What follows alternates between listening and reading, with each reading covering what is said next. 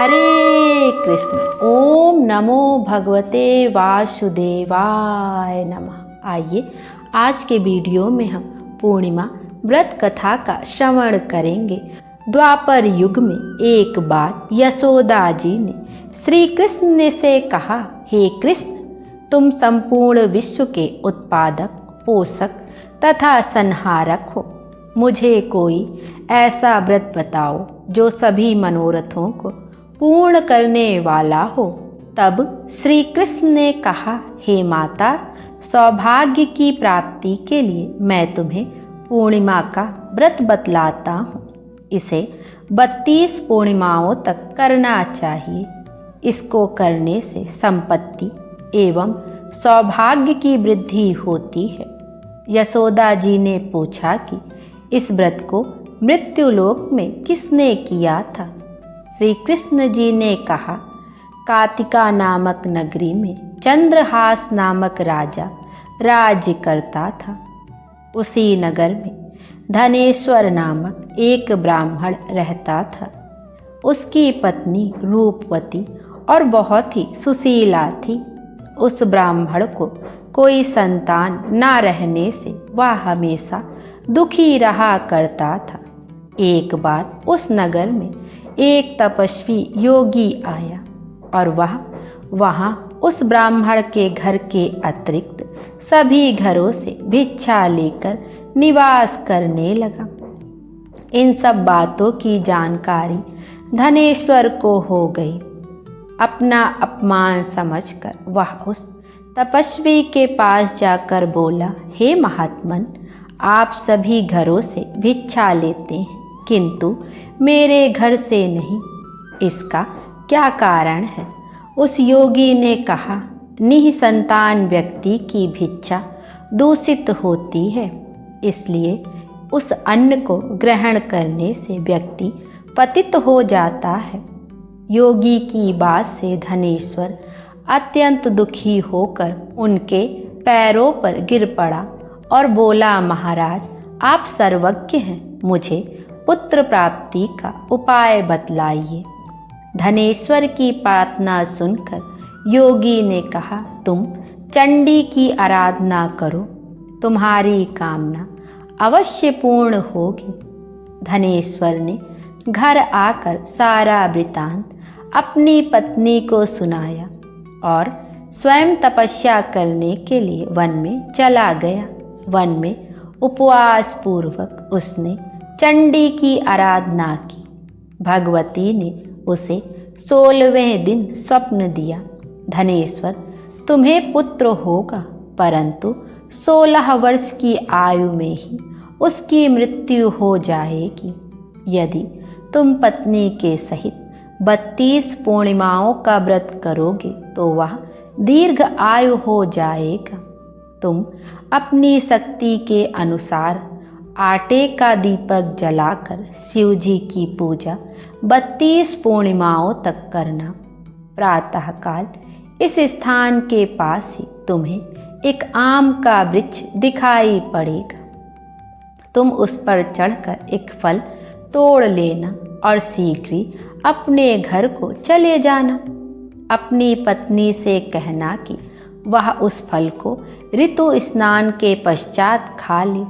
ऐसा करने से शिव जी की कृपा से वह गर्भवती हो जाएगी। इतना कहकर देवी अंतर्ध्यान हो गई। प्रातःकाल उठने पर ब्राह्मण ने निकट में ही एक आम का वृक्ष देखा। उस पेड़ में आम के अत्यंत सुंदर फल लगे हुए थे। ब्राह्मण ने उस वृक्ष पर चढ़ने का प्रयास किया, परंतु वह सफल ना हो सका। अंत में वह गणेश जी की स्तुति करने लगा, हे विघ्न विनाशक, आप मुझ में इतनी शक्ति दें कि मैं अपना मनोरथ सिद्ध कर सकूं। गणेश जी की कृपा से वह वृक्ष पर चढ़ गया। उसने उस वृक्ष पर एक सुंदर फल देखा और उसे ही वरदानी फल समझकर तोड़ लिया। घर लौटकर उसने अपनी पत्नी को वह फल दे दिया। फल खाने के परिणाम स्वरूप वह गर्भिणी हुई और उसने एक अत्यंत सुंदर पुत्र हुआ। उस पुत्र का नाम देवदास रखा गया। वह बालक शुक्ल पक्ष के चंद्रमा के समान दिनों दिन बढ़ने लगा। देवी की आज्ञा के अनुसार उसकी माता ने पुत्र की मंगल कामना के लिए 32 पूर्णिमा का व्रत रहना आरंभ कर दिया। बालक का 16वां वर्ष शुरू होते ही माता पिता चिंतित हो उठे कि यदि इसकी मृत्यु हो जाएगी तो वे उस शोक को कैसे सहन कर पाएंगे। अतः उन्होंने देवदास के मामा को बुलाकर कहा कि हम लोगों की इच्छा है देवदास को काशी भेजकर 1 साल विद्या अध्ययन कराने की है, इसलिए तुम इसके साथ चले जाओ और 1 साल के बाद उसके साथ लौट आना। काशी यात्रा के लिए देवदास को एक घोड़े पर बैठाकर उसके मामा को साथ में कर दिया गया। बालक के माता पिता ने अपने मन की आशंका को उसके मामा से गुप्त ही रखा। देवदास के जाने के बाद उसकी माता ने 32 पूर्णिमाओं के व्रत को पूरा किया। उधर एक दिन देवदास अपने मामा के साथ रात्रि बिताने के लिए किसी ग्राम में ठहरा हुआ था। उसी रात्रि उस गांव में एक ब्राह्मण कन्या का विवाह होने वाला था। जिस स्थान में गांव की बारात ठहरी हुई थी वहीं देवदास भी ठहरा था। कन्या के विवाह मंडप में ही वर को अचानक धनुवृत्ति रोग का आक्रमण हो गया। वर के पिता ने परस्पर विचार किया, मैं क्यों ना विवाह देवदास के साथ करा दूं। आगे का वैवाहिक कार्य अपने पुत्र के साथ संपन्न करा लूँगा। यदि अभी से यह वेद कन्या पक्ष में खुल जाएगा तो बारात वापस लौटानी पड़ेगी। ऐसा सोचकर वर का पिता देवदास के मामा से बोला, आप अपने भांजे को थोड़ी देर के लिए मुझे दे दें, विवाह कृत्य संपन्न हो जाने पर मैं लौटा दूंगा। उत्तर में मामा ने कहा, कन्यादान आदि में जो द्रव्य मिलेगा उसका अधिकारी मैं होऊंगा। वर के पिता ने यह शर्त मान ली। देवदास के साथ उस ब्राह्मण कन्या का विवाह विधिवत संपन्न करा दिया गया। विवाह उपरांत वह उस विवाहित कन्या के साथ भोजन ना कर सका। उसने अपने मन में सोचा, अब यह ना जाने किसकी पत्नी बनेगी, और तभी उसके नेत्रों में आंसू छलक आए। वधू ने उसकी उदासी का कारण पूछा। उसने सारी बातें बता दी। सुनकर कन्या ने कहा, मैंने अग्नि के समक्ष आपको पति बनाया है। आपके अतिरिक्त अब मेरा कोई दूसरा पति नहीं बन सकता। देवदास ने कहा, तुम ऐसी भूल ना करो, क्योंकि मेरी आयु बहुत अल्प है। मेरे ना रहने पर तुम्हारी क्या गति होगी।